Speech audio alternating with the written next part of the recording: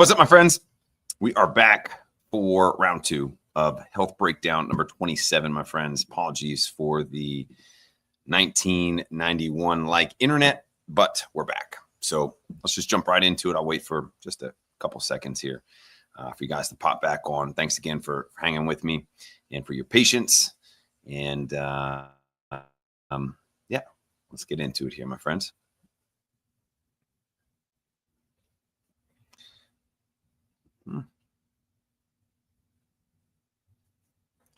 All right. Here we go. Okay. All right. Here we go, my friends. Thanks for your patience again. We're going to get right into it.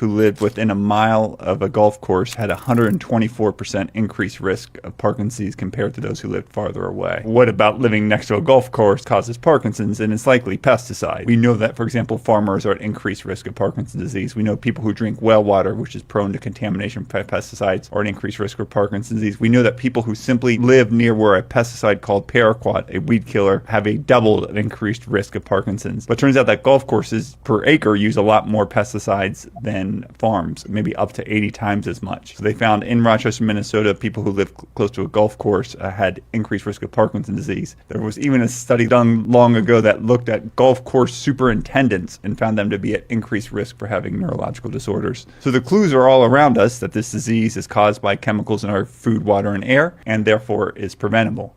We don't need to have these diseases. Parkinson's disease wasn't described until 1817. My friends, 126. Let's see what he just said there again. I want to take that back. Mile of a golf course had a 124% increased risk of Parkinson's compared. 124% increase in the risk of Parkinson's disease if you live within a 3-mile radius of a golf course. What's amazing about the past year, I'd say, is all of these studies, all of this data that is coming out to support what is ultimately our environmental toxicity that is doing so much damage to who we are as human beings and giving us these health complications that we were for years perplexed on where do they come from.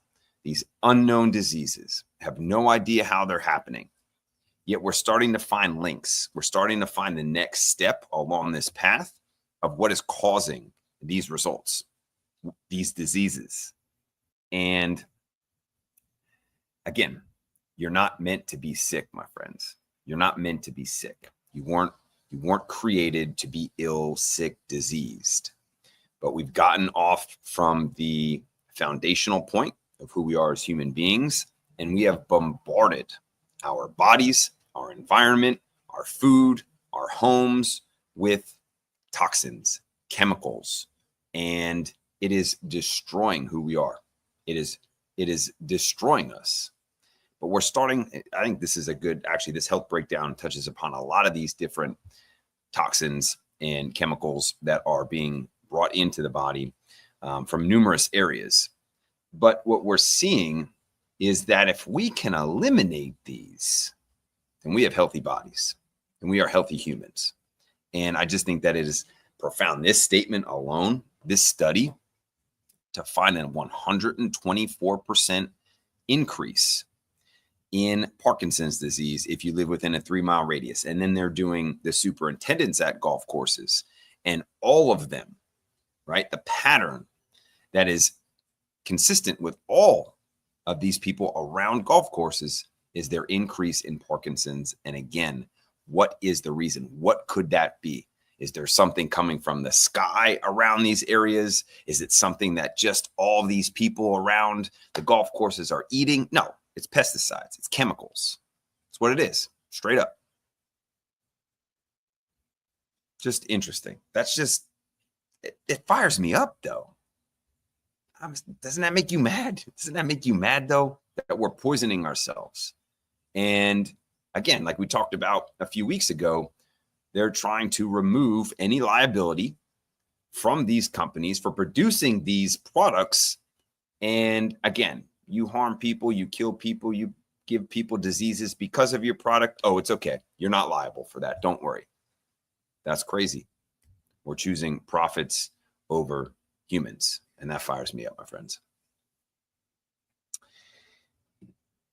Broke out in the 1990s like something nobody could have ever possibly imagined, with 1991 being the first time we added glyphosate to wheat. And so your residues on wheat suddenly went through the roof by 1993. And suddenly I'm the first generation of doctors to suddenly watch this whole sweep of autoimmune systems. At the same time, our children suddenly presented attention deficit disorder. And so when you take a chemical and add it to the food system in 1976 that starts to weaken the ability, lower the metabolic life force of mitochondria, by late 80s, when you get an accumulation of fat in the liver, you end up with type 2 diabetes. By the early 90s, the most energy demanding organ system in the body is being affected, which is your immune system. So this is allergy.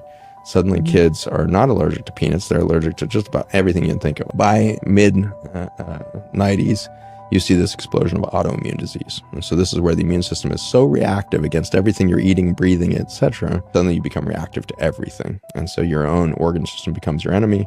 By 2002, 1 in 4 young girls in the United States by age 12 has antibodies to her own thyroid gland. So glyphosate is the foundation of leaky gut, and it's the foundation of obesity, diabetes, and then immune system overloads. It was just like we could not suddenly keep up with this level of disease. By the early 2000s, we've moved into the cancer epidemic, so leukemias, lymphomas, solid tumors, not going up like 10% or 20%, going up like 300%, 1,000%. In 5-year increments. So we've gone from obesity, diabetes, allergy, autoimmunity, chronic pain, neurologic dysfunction, down to cancer, late 2000s, infertility. And this is all stemmed from glyphosate. Glyphosate is in the clothing, it's in the water that you're showering with, it's everywhere.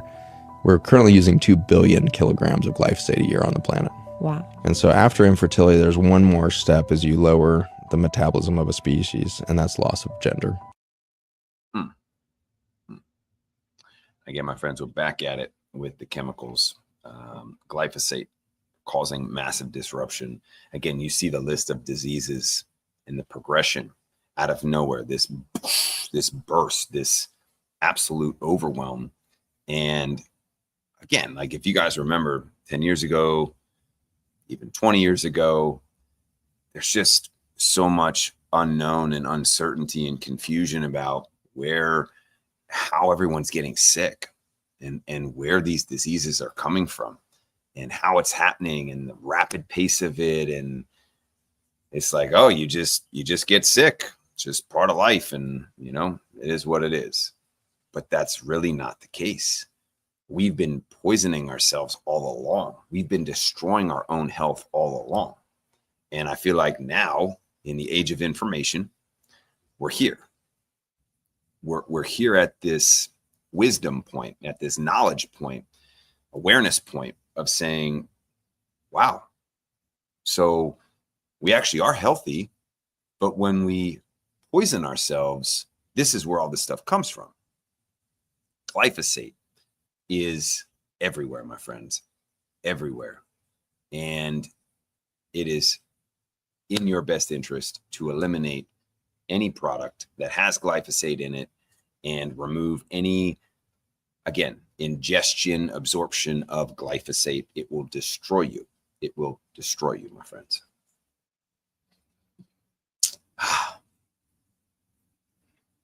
Frustrating, but it's all right. It's the world we live in, right? If this is the place that we live in, hey, we got it. We got to combat it. We can't be fearful. We can't be scared. Can't live in a bubble. We got to put on the armor. We got to fight. We got to go against it. Awareness is half the battle. Knowing who the enemy is, great. When you're confused, when you don't know, when you're uncertain, when you're searching, that's the problem. We have a direct line right now, my friends. Most cancer-causing things present in your home.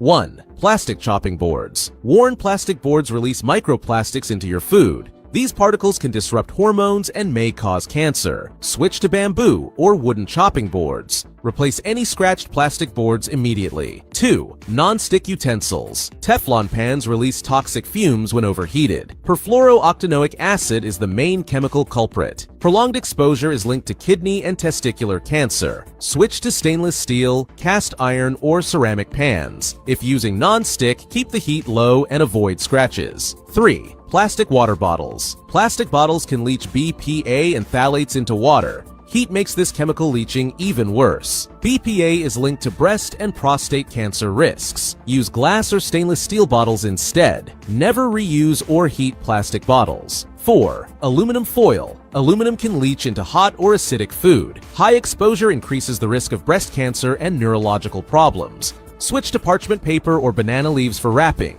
Use glass or ceramic dishes for baking. 5. Plastic containers. Plastics often contain BPA, phthalates, and dioxins. Heating food in plastic releases harmful chemicals. These compounds are classified as possible carcinogens. Use glass, stainless steel, or silicone containers. Never microwave food in plastic, even safe ones. 6. Refined oil. Refined oils create trans fats and free radicals. These increase inflammation and cancer risk. Colorectal and breast cancers are the main concerns. Choose cold-pressed olive, coconut, or mustard oils. Avoid deep frying or reusing oils. 7. Scented candles. Many scented candles release benzene and toluene. Both are known carcinogens linked to lung cancer. Paraffin wax also emits toxic fumes when burned. Use beeswax or soy candles instead. Essential oil diffusers are safer alternatives. Yeah, my friends. Again, we're setting up our home for failure at the end of the day.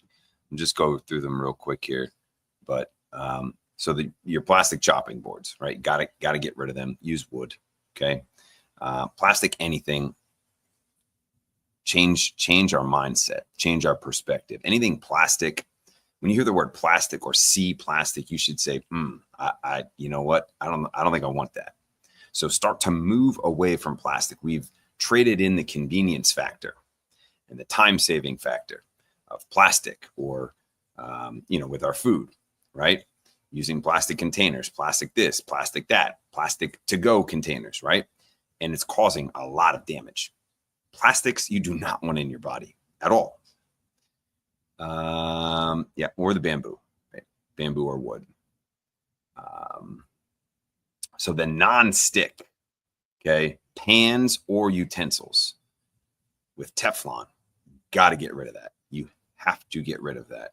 I forget the exact number, but when they mentioned scratching, I forget what absurd amount of chemicals are brought into the whatever food you're using when you scratch a Teflon coated pan.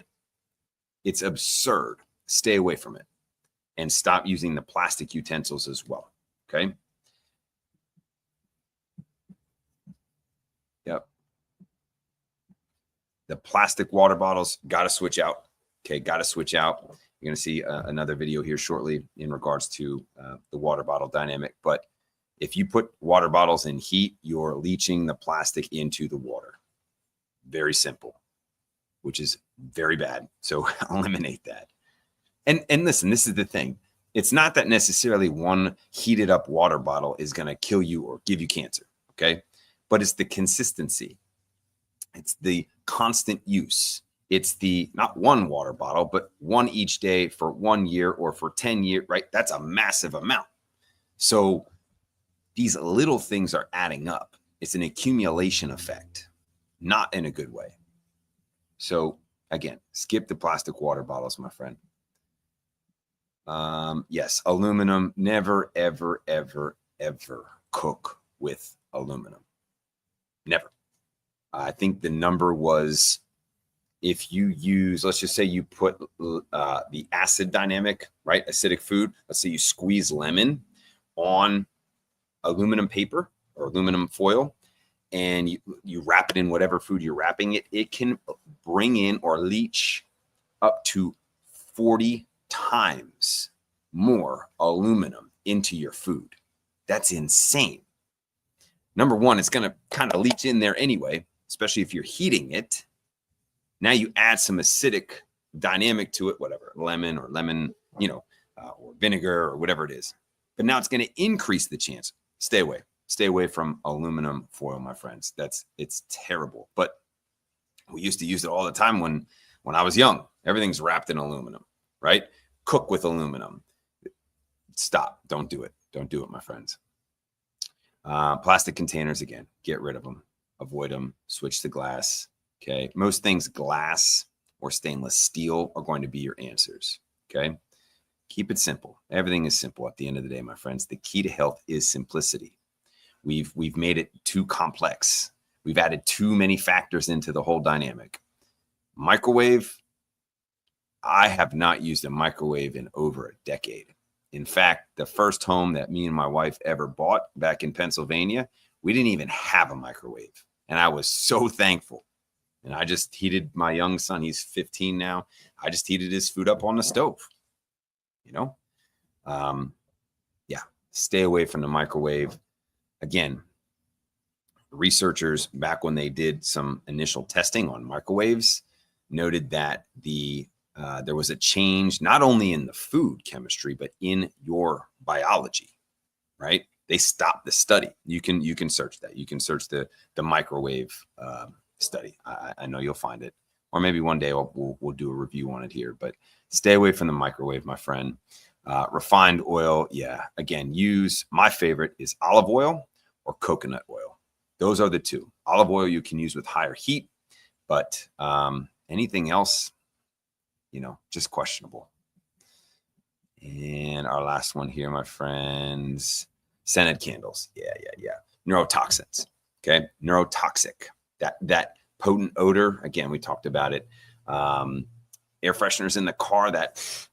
What is that? That's a little bit powerful, a little bit potent. Neurotoxins. Okay. So that was a good one. Good little summary there. Got kind of 7 different dynamics in that.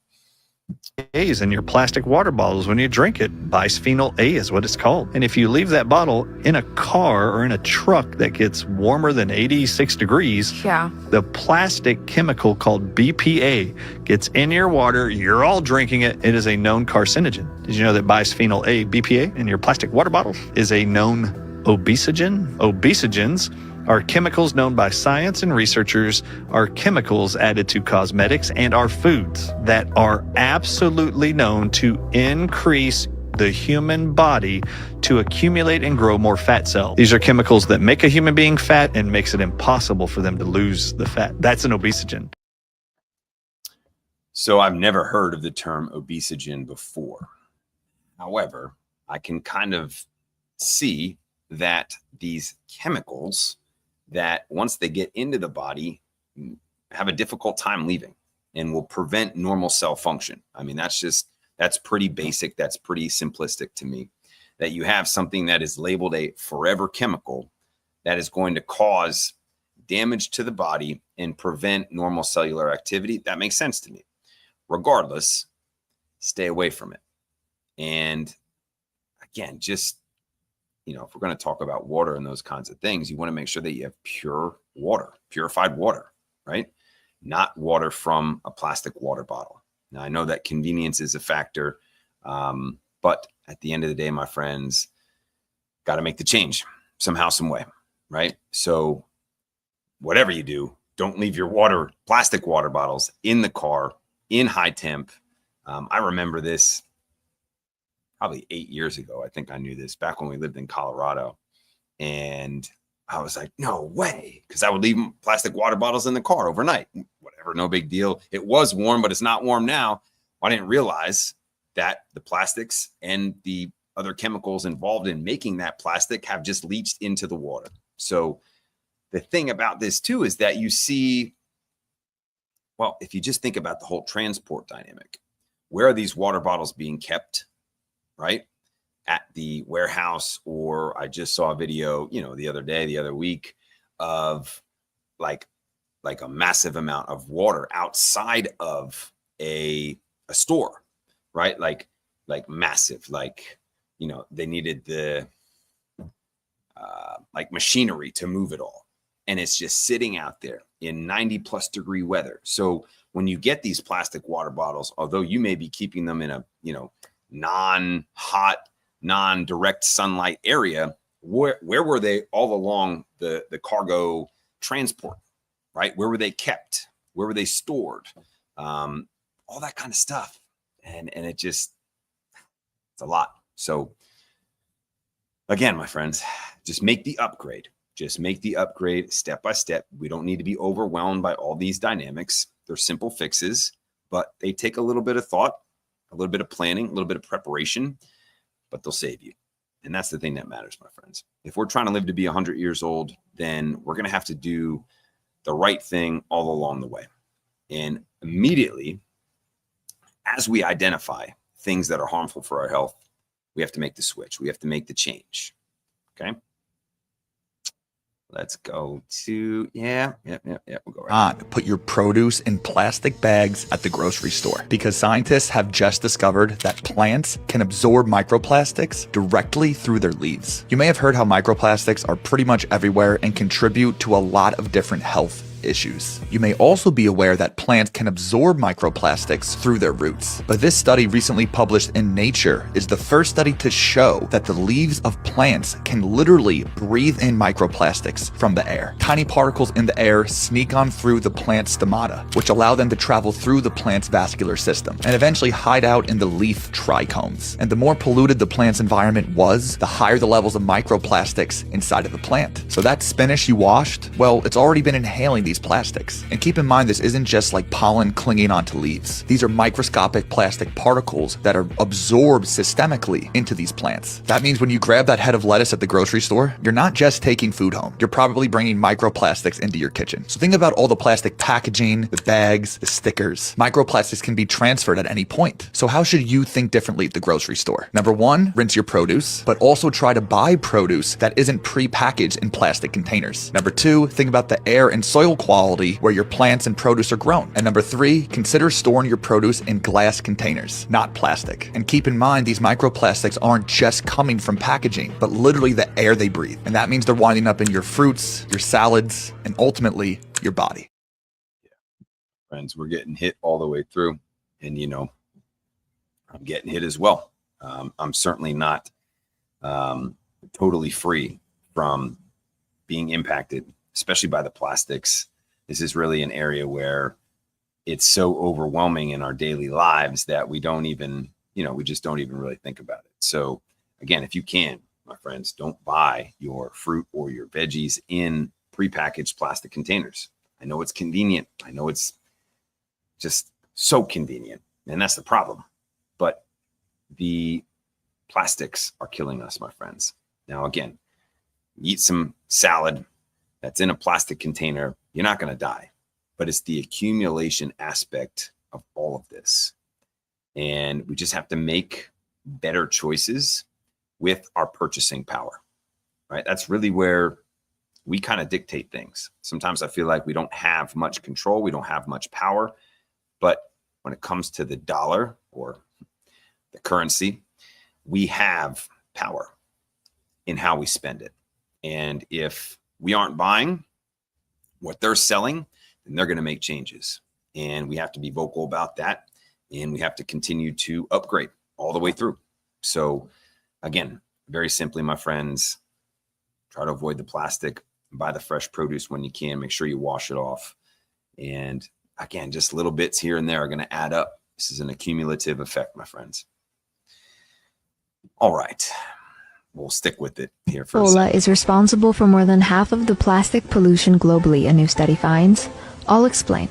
56 brands led by the Coca-Cola Company are responsible for more than half of the plastic pollution found across the globe, according to a new study. An international team of volunteers collected and surveyed more than 1,870,000 items of plastic waste across 84 countries over 5 years. The bulk of the rubbish collected was single-use packaging for food, beverage, and tobacco products. The study's author, Marcus Erickson, a plastic pollution expert from the Five Gyres Institute, said, quote, "The industry likes to put the responsibility on the individual, but we'd like to point out that it's the brands. It's their choice for the kinds of packaging they use and for embracing this throwaway model of delivering their goods.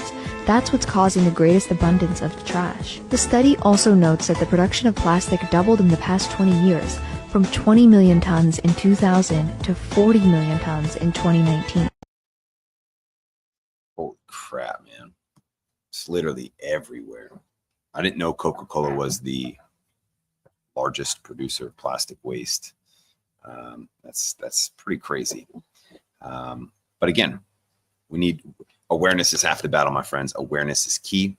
We begin to make change, and we negate dealing with the consequences of convenience and of speed.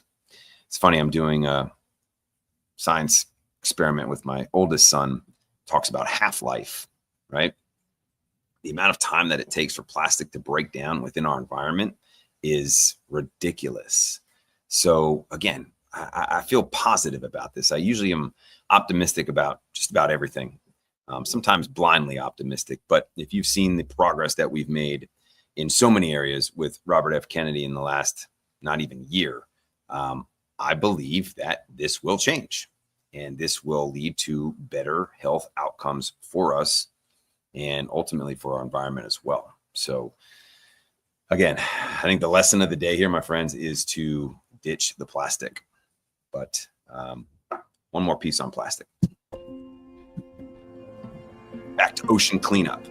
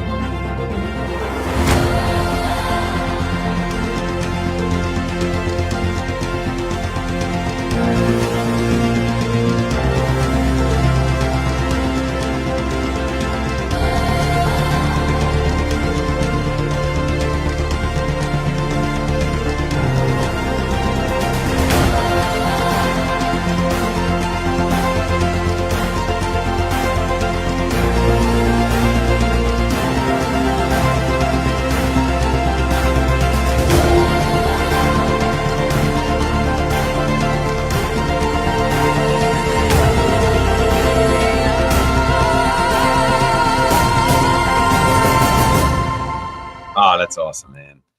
See, and then you get people like this, ocean cleanup.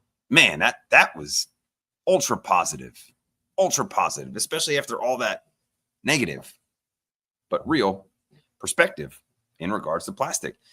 Between 100,000 and 300,000 tons of plastic estimated to enter the world's oceans from rivers every year. So these guys, again, started in the patch, the plastic patch out in the Pacific Ocean. And now they're working towards eliminating the influx of that plastic, going upstream, literally and figuratively. But that's so cool. See, as humans, we respond. We figure out solutions.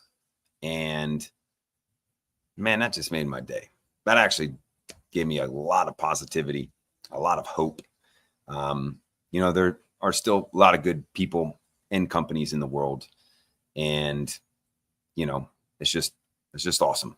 Again, continue to share the awareness, continue to spread the awareness about the dynamics that we discuss here, my friends. This is how we improve. This is how we upgrade. This is how we ultimately keep ourselves healthy and eliminate potential diseases and all kinds of ridiculousness that are not normal and that we are ultimately causing for ourselves. Is the most powerful tool to change your biology. It's basically code or instructions that changes your physiology with every single bite. It changes your gene expression.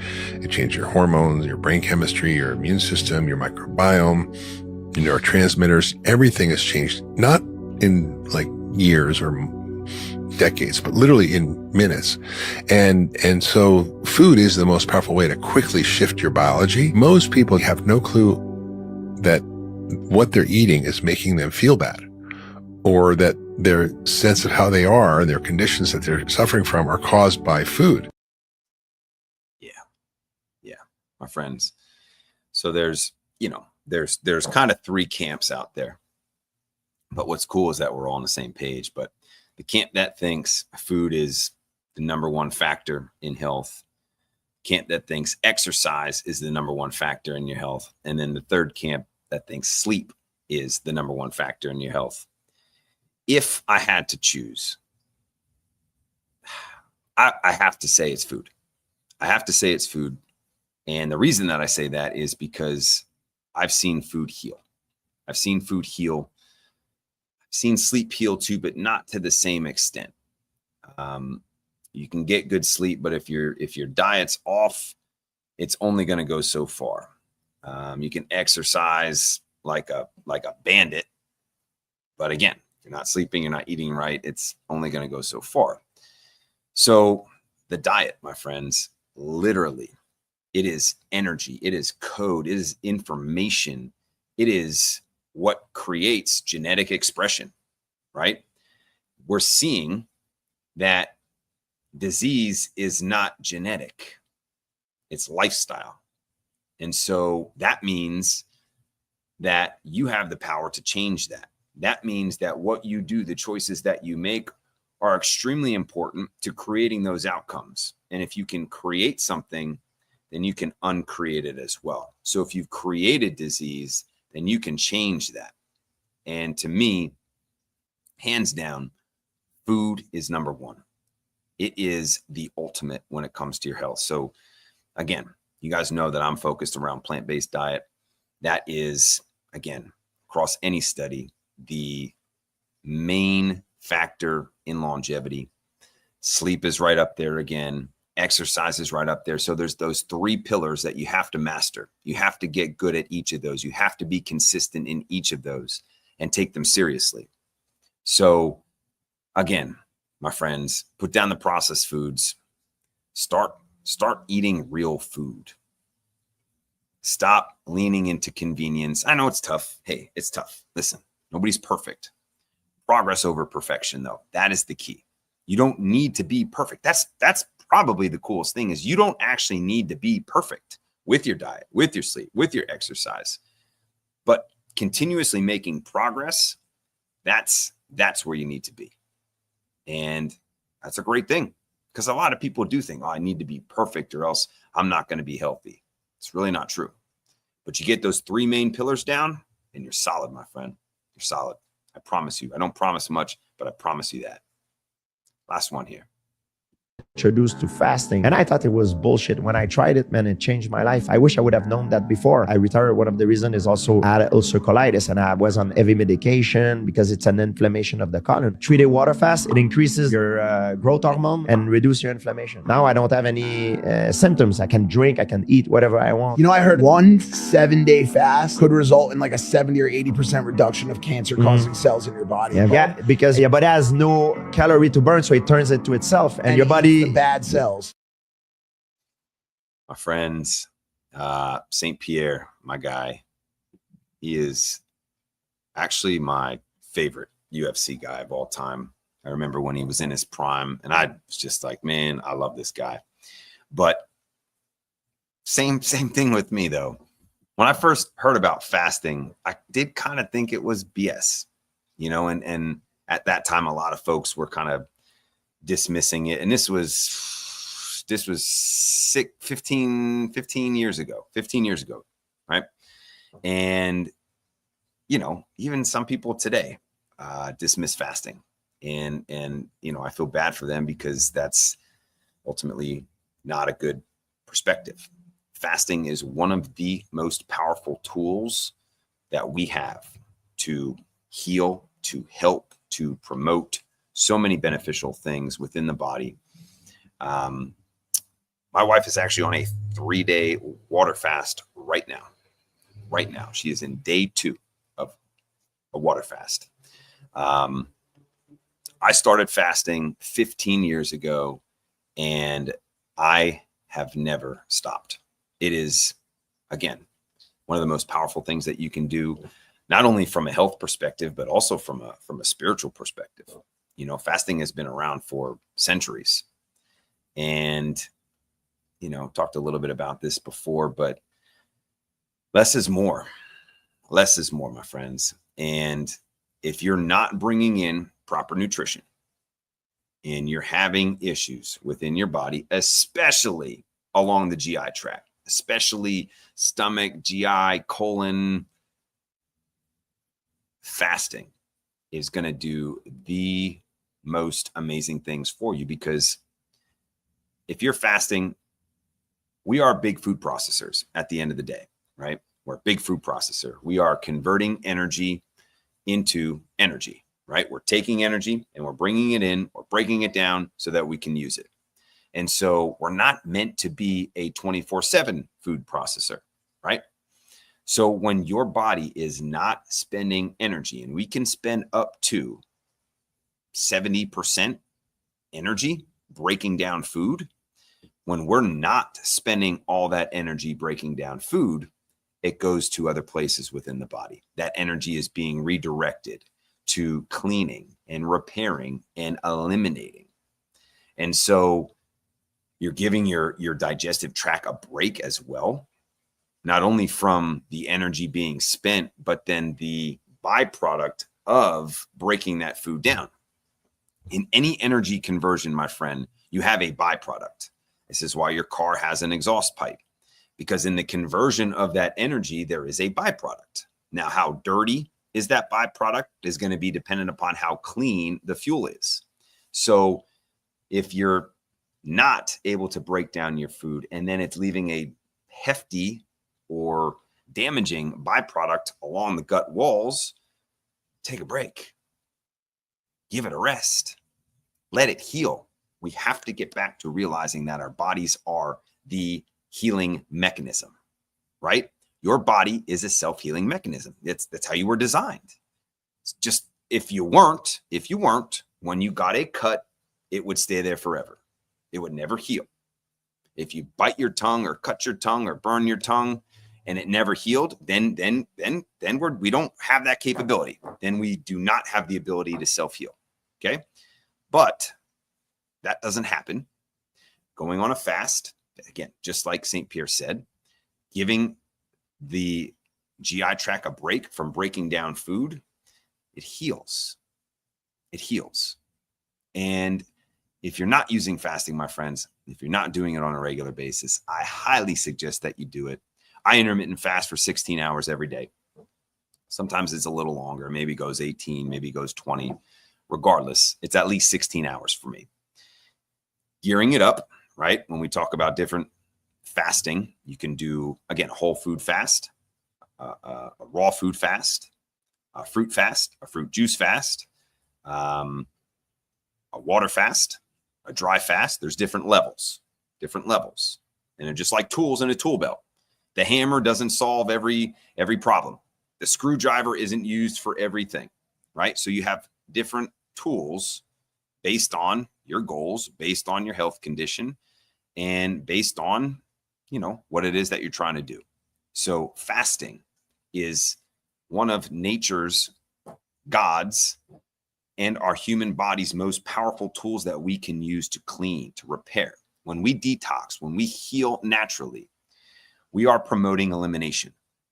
We are promoting the cleaning and the repairing and the elimination, right? We have to get rid of the things that are not conducive to health, that are not beneficial to our body. And just like when you take a car into the garage, let's say you take it in there and it's there for 2 days. If you went in, at the end of the first day, it's going to be not really looking that pretty, right? It's going to be taken apart. What are they doing? They're cleaning and repairing. Same thing that your body does. But the second half of that, cleaning and repairing, is elimination. Detoxification is elimination. It's about promoting elimination. And again, depends on where you're at and who you follow and kind of where your wisdom and knowledge are at. Dr. Morse is always talking about detox being an eliminative experience, right? We are trying to get rid of the things that are breaking us down.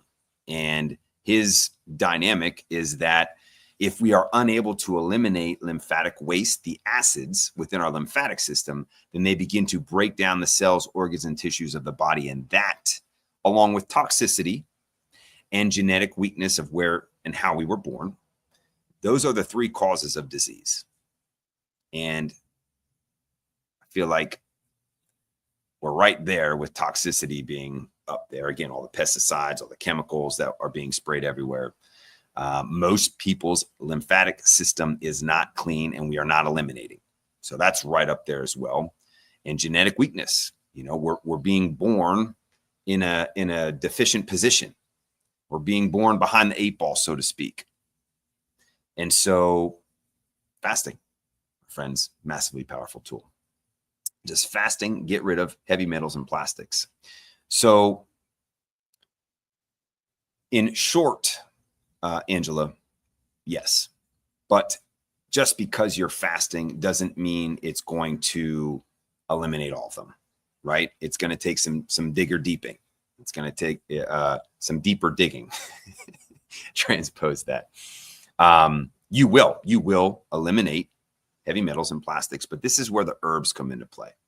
The herbs are tissue specific, they're system specific, lymphatic herbs, blood herbs, kidney herbs, you know, heavy metal herbs. Some of the best heavy metal herbs out there are cilantro and parsley. Continue to work with them, my friends. But yes, that's the only way that we have to eliminate these things, right? Sweating, elimination. And so again, fasting is going to help along this process of eliminating heavy metals and plastics. Okay. It's not going to be necessarily a direct result. Oh, I fasted for 3 days. I have no more heavy metals. I have no more plastics. We have to open up the eliminative pathways. Again, if we're not going to eliminate through our kidneys, then we have to sweat it out. So, and oftentimes for these things, it's difficult. Let's say we have, again, aluminum, vaccines, accumulation up in the head, in the brain. It's kind of difficult to get them to go all the way down to the kidneys and out. Possible, but difficult. So this is where sweating comes into play. This is where, again, getting in the sauna, regular basis, getting out in the sun, exercising is going to help to eliminate out of the skin in a more direct fashion. So yes, fasting, my friends. So again, I don't always see everyone's comments. They pop up, and if they do, you know that I'll answer them. But I'd love to hear more comments from you guys, more questions, and just have open discussion, you know. But my friends, I believe that this is where we're at right now. That is the last video. And again, if you haven't fasted, try it. Even just try it for 12 hours. If it's your first time, go 12 hours without eating. Okay. Go to bed, let's say midnight, and don't eat until at least 10 a.m. the next morning. Okay. Ideally, you want to keep your fasting times the same. So for me, my window is typically later in the day. I usually eat from 3, 4 o'clock till 11, 12 o'clock, right? Now, that's not necessarily ideal. That's not a prime eating window. But the way that my schedule is, the way that my lifestyle is, that's what works for me. And it's what's worked for me for the past 8 years specifically. We used to live in Colorado, so mountain time, and I've just kept on going like that. But, you know, a noon to 8 is a great feeding period, and then fasting 8 to noon. But pick what works for you, right? Pick what works for you. You know, some folks, you know, they're up early and they have a physically demanding job. So maybe fasting may not be the greatest thing for that 8 hours, right? Maybe they need that lunch. Cool, whatever. Find what works for you, but just keep those feeding and fasting windows at a relatively similar time frame each and every day. So, my friends, I love you. I appreciate you. Thanks for tuning in. Sorry we got disconnected there on the first try with the live stream here today, but I will be back either tomorrow or Friday, and we will do another health breakdown. Hopefully you're finding value, my friends. Hopefully you're gaining insight. Hopefully you're leveling up from what we're discussing and the perspective and what is coming right at us in a great age of information. We are literally learning so much that is beautiful. And I love you guys. I'll talk to you soon.